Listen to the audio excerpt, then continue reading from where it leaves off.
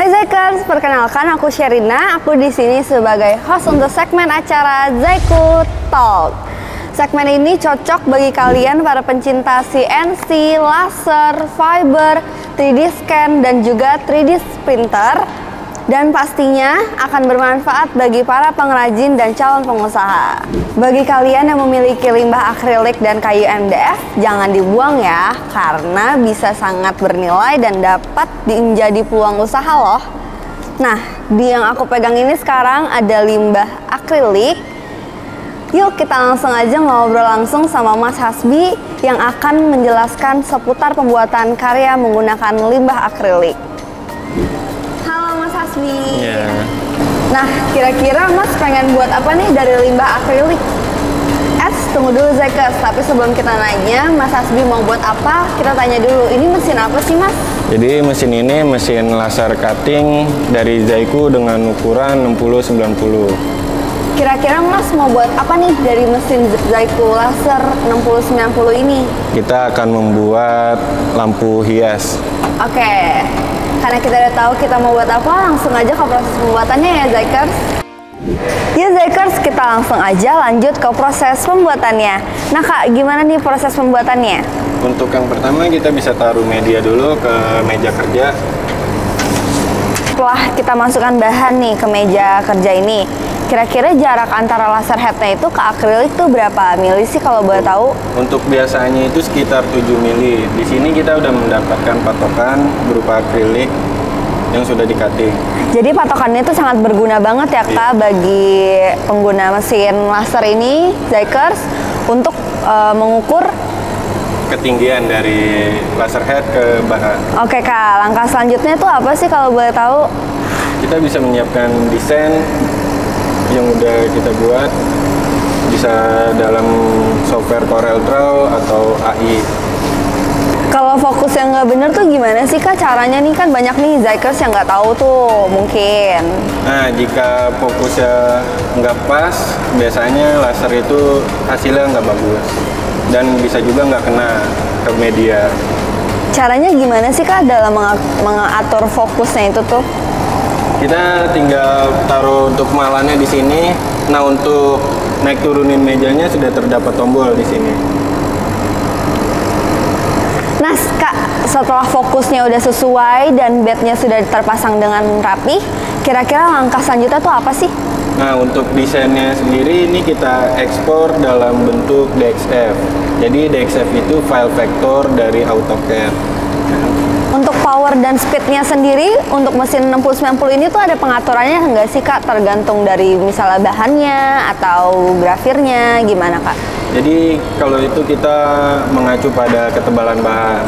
Semakin tebal bahan yang kita pakai, kita butuh power yang lebih besar. Nah Zaikers, gimana? Udah mulai paham kan? Kita langsung aja lihat yuk proses pembuatannya.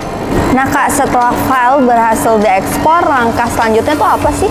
Kita bisa buka untuk software laser sendiri. Nah, di sini saya menggunakan software dari AirDuo. Setelah software berhasil terbuka, kita bisa impor file yang tadi kita sudah desain.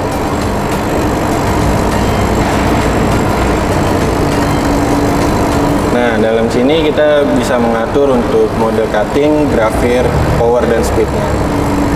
Nah Kak, kira-kira ada power dan speed, spesifikasi power dan speed tertentu nggak sih untuk menggrafir ini?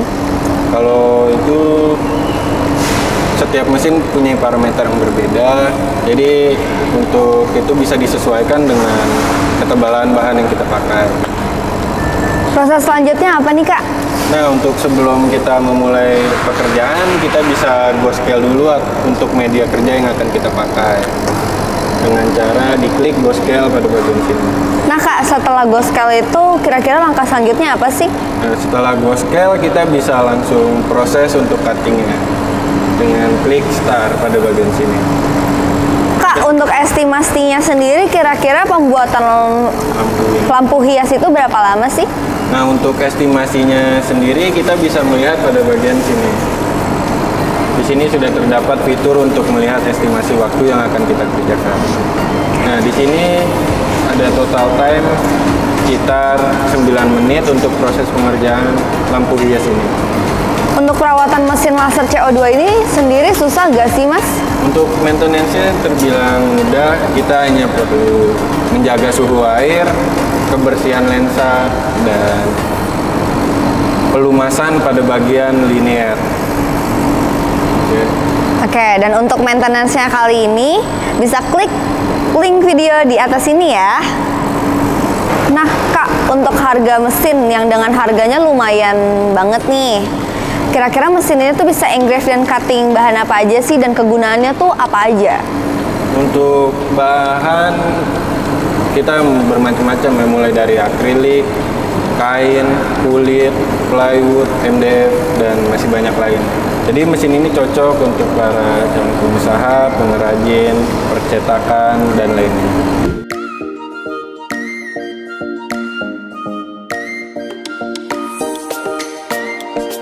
Nah, Zaikers, gak berasa nih waktunya. Hasilnya sudah selesai.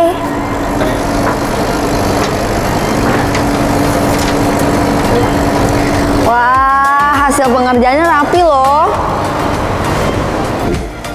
Nah, Zaikers, ini dia hasilnya. Gimana? Keren banget kan? Hasil ini dibuat oleh mesin Zaiku Laser 6090.